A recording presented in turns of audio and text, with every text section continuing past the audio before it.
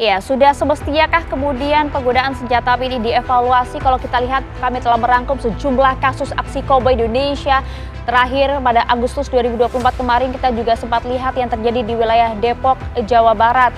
Belum lagi kemudian kasus-kasus lain yang juga sempat terjadi, pemirsa. Kami merangkum paling tidak ada sejumlah kasus aksi koboi di Indonesia, baik itu di jalanan maupun juga yang dilakukan oleh aparat TNI maupun juga Polri. 4 September, oknum TNI di Makassar bahkan sempat menodongkan pistolnya di depan rumah Ketua Bapilu di wilayah Makassar, Sulawesi Selatan.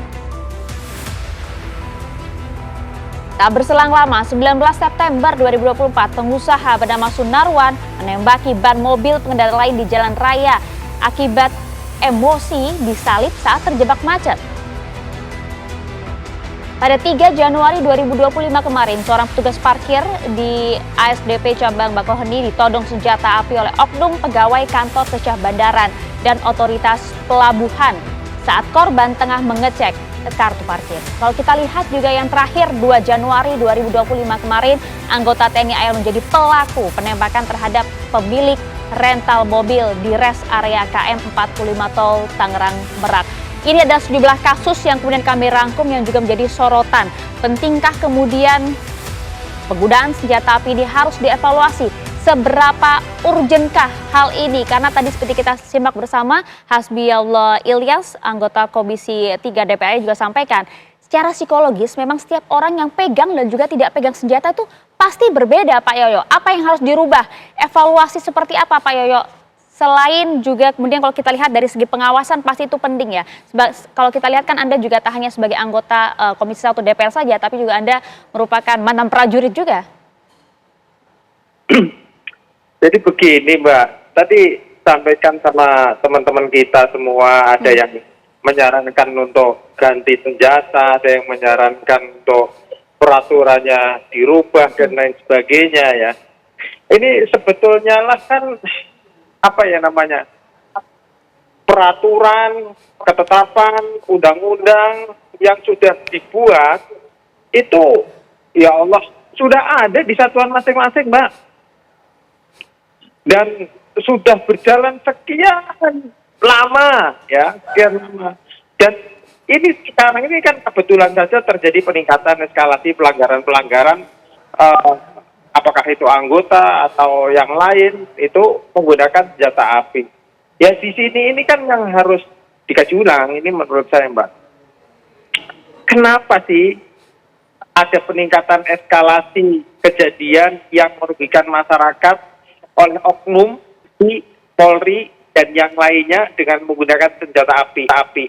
Lah itu, di situ benang merahnya di mana? Kalau namanya aturan-aturan ini sudah lama dibuat. Nah, disinilah fungsinya untuk kaji ulang kembali, untuk review ulang kembali, apakah efektif belum nih organisasi yang sekarang ada ini.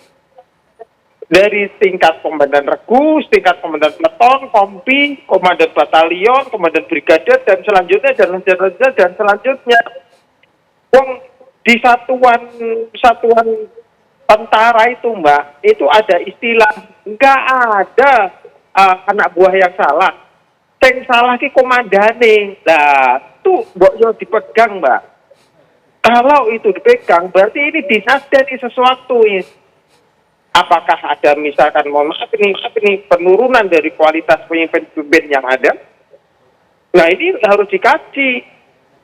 Kan ini dalam tanda kutip ya, beberapa waktu terakhir ini kan disampaikan marak gitu, ya marak.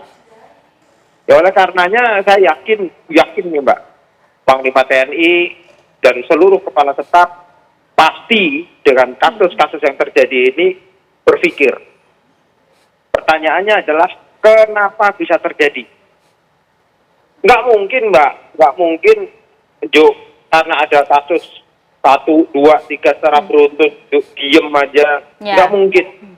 Kalau secara legal, undang-undangnya itu sudah dibuat dari zaman dulu, udah rapi, udah tertata, sudah bagus Mbak. Berarti ini sekarang ada penurunan mental, ada penurunan Iya Pak Yoyo, artinya evaluasi dan juga efektivitas dari pengawasan setiap instansi itu yang juga cukup penting. Nanti beberapa saran itu juga nampaknya cukup penting itu disampaikan kepada Kapolri, Anda sebagai penasihat ahli Kapolri ya. Terima kasih banyak Pak Arianto atas waktu Anda bersama dengan kami. Terima kasih Pak Yoyo dan juga Pak Rukminto. Salam sehat untuk semuanya. Assalamualaikum.